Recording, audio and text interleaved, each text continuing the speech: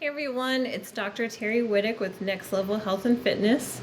Today I am going to be going over how to read a nutrition label so you feel comfortable going into the store and picking out foods that are good for both you and your family.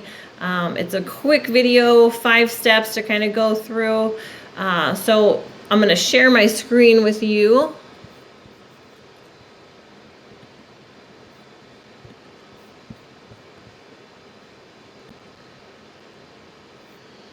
All right, so this is the nutrition label, and like I said, we're going to break it down into kind of 5 steps. So the first step, you're going to want to start at the top of the nutrition label. You're going to start with the serving information, okay? So this will tell you the size of a single serving and then the total number of servings in that container or package, all right? So what you want to remember that for this particular one, that in each serving there are 230 calories. If you ate the whole container of whatever this is, you would actually times that 230 calories by 8, because if you can see at the top, there's 8 servings per container, okay? And my dog wants to be in the video. Here's Bentley with his little Christmas sweater on. Okay, so anyways, again, so if you're looking at this particular one, you have 230 calories. You got to times that by 8 if you're going to eat the whole package, which, depending on what it is, you just might. All right, so that's step 1. Step number 2, you're going to check the total calories per serving and container, all right? So we just kind of went through this, but you're going to go down to, so I kind of combined step 1 and 2, but you're going to pay close attention to the calories per serving and then how many calories you're consuming if you eat the whole package or container, all right? So again, we just talked about this.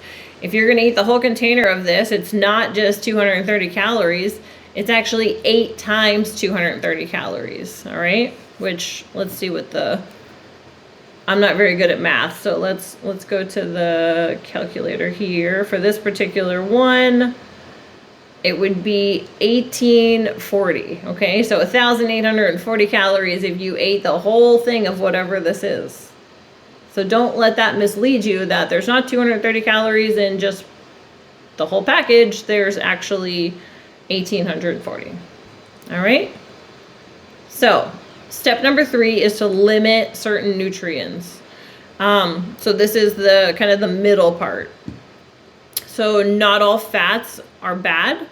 So, your trans fat, your saturated fat, you want to keep to a minimal and look for the unsaturated fat. In this particular case, 1 gram of saturated fat isn't that bad. There's no grams of trans fat. That's good. If you look at sodium, so, if you're trying to limit your sodium intake, 160 milligrams, you're like, oh, that's great. But if you, again, eat the whole thing, you're going to take the 160, you're going to times it by 8 because there's 8 servings in this container. And then the biggest thing that I look at is sugar, especially added sugar, all right? These things are kind of hidden in healthy foods or foods that we think are healthy.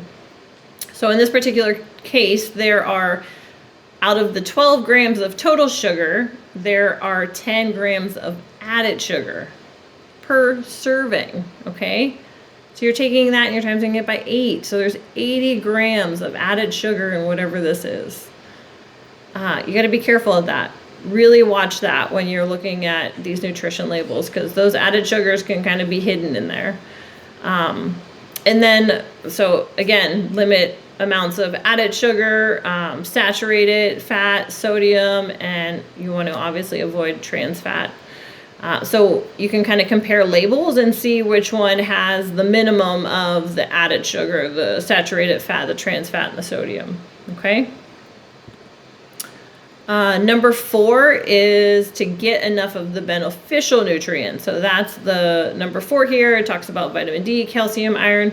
There is a kind of a norm for the average person, but it can also vary with yourself. If your doctor wants you to get more vitamin D or wants you to get more iron, then you can look at this part to kind of figure out is this good for me? Is this going to give me the nutrients that my doctor suggests that I need? And that's going to come from blood work, from discussion with them. That's going to be very individualized to you. And you can kind of discuss that with them and see what you need, or if it's just, normal levels, then you can go with what the average is. All right. And then lastly, so understanding the percentage of daily value. All right. So what that tells you is the percentage of each nutrient in a single serving.